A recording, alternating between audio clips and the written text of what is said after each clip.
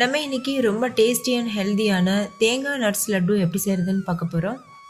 இது நீங்கள் ஸ்கூல் விட்டு வர குழந்தைங்களுக்கு கொடுக்கலாம். நல்ல டேஸ்டியாகவும் டயர்டாக வர்றப்ப நல்ல ஃபில்லிங்காகவும் இருக்கும். ஸோ கண்டிப்பாக செஞ்சு பாருங்கள். ஹாய் ஃப்ரெண்ட்ஸ், என் பேர் Abhi. Welcome to Indian recipes Tamil. வீடியோக்குள்ள போகிறதுக்கு முன்னாடி நம்ம சேனல் இந்தியன் ரெசிபீஸ் தமிழை சப்ஸ்கிரைப் பண்ணிக்கோங்க. கூட இருக்க பெல் சிம்லையும் கிளிக் பண்ணிக்கோங்க.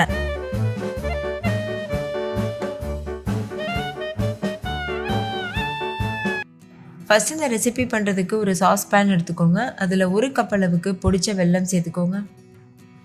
எந்த கப்பில் வெல்லம் எடுத்தீங்களோ அதே கப்பில் 1/4 கப் தண்ணி சேர்த்துட்டு ஸ்டவ்வை ஹை ஃப்ளேமில் வச்சு நல்லா கலந்து விடுங்க. இந்த வெல்லம் கரைஞ்சால் மட்டும் போதும், பாகு பதம் எதுவும் வரணும்னு அவசியம் இல்லை. கரைஞ்சதுக்கப்புறமா அது ஒரு ஓரமாக வச்சுட்டு வேறு ஒரு கடாய் சூடுபடுத்திட்டு அதில் 2 டேபிள் ஸ்பூன் நெய் சேர்த்துக்கோங்க. நெய் நல்லா சூடாகட்டும்.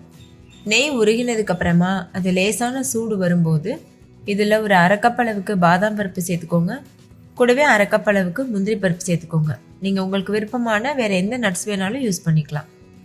லோ ஃப்ளேமில் வச்சு இதை நல்லா வறுத்துக்கோங்க. நல்லா கிறிஸ்பியாக வர வரைக்கும் வறுத்துக்கோங்க. இப்போ பாருங்கள், நட்ஸோட கலர் நல்லா சேஞ்ச் ஆயிருச்சு. இந்த ஸ்டேஜில் இந்த நெய்லேருந்து வெளியில் எடுத்துகிட்டு வேறு ஒரு பிளேட்டுக்கு மாற்றிடுங்க. இது நல்லா ஆறட்டும். நீங்கள் இந்த ரெசிபி பண்ணுறதுக்கு மெஷரிங் கப் தான் யூஸ் பண்ணணும்னு கிடையாது. வீட்டில் இருக்க ஏதாவது ஒரு டம்ளர் இல்லைன்னா ஒரு சின்ன கிண்ணம் கூட எடுத்துக்கலாம். ஆனால் அதே கிண்ணத்தில் டம்ளரில் தான் மற்ற எல்லா பொருட்களும் அளந்துக்கணும். இந்த நட்ஸ்லாம் நல்லா ஆறுனதுக்கப்புறமா ஒரு மிக்ஸி ஜாருக்கு மாற்றிடுங்க. இப்போ இது ஒரு ஓரமாக இருக்கட்டும். அதே நெய்யில் 2 கப் அளவுக்கு துருவின தேங்காய் சேர்த்துக்கோங்க. சேர்த்துட்டு இதையும் நல்லா மிக்ஸ் பண்ணிடுங்க. லோ ஃப்ளேமில் வச்சு பொன்னிறம் வர வரைக்கும் வதக்கிக்கோங்க. தேங்காய் எந்த அளவுக்கு வதங்குதோ அந்த அளவுக்கு இந்த லட்டு டேஸ்டியாக இருக்கும்.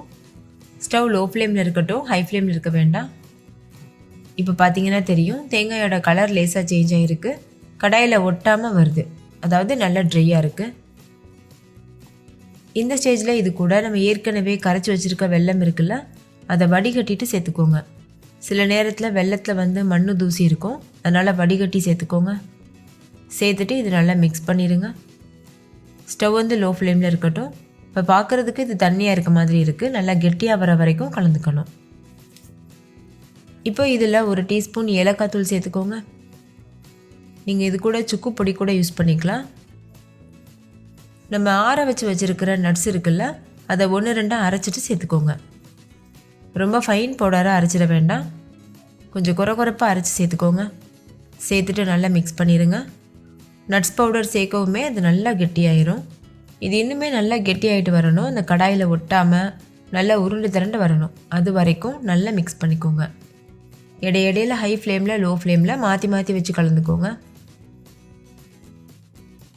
இப்போ பாருங்கள், நல்லாவே கெட்டியாயிருச்சு. கடாயில் ஒட்டாமல் உருண்டு திரண்டு வருது. இதுதான் பெர்ஃபெக்டான கன்சிஸ்டன்சி. இந்த ஸ்டேஜில் ஸ்டவ் ஆஃப் பண்ணிவிட்டு இதை அப்படியே ஒரு ஓரமாக வச்சுருங்க. கை பொறுக்கிற சூடு வந்ததுக்கப்புறமா நம்ம இதை லட்டு ஷேப்க்கு லட்டு பிடிச்சி வச்சிடணும். இதில் நம்ம நட்ஸு தேங்காய்லாம் பண்ணியிருக்கிறதுனால ஹெவியான லட்டுவாக இருக்கும். அதனால் சின்ன லட்டுவாக பிடிச்சி வச்சுக்கோங்க. ஒன்று சாப்பிட்டாவே போதும். நல்ல ஃபில்லிங்காகவும் இருக்கும், டேஸ்டியாகவும் இருக்கும். இதில் நம்ம வெள்ளை சக்கரை இதெல்லாம் யூஸ் பண்ணாததுனால நல்ல ஆரோக்கியமான லட்டுவாக இருக்கும். நீங்கள் குழந்தைங்களுக்கு கூட தைரியமாக செஞ்சு கொடுக்கலாம். குழந்தைங்களும் ரொம்ப விருப்பப்பட்டு கேட்டு வாங்கி சாப்பிடுவாங்க.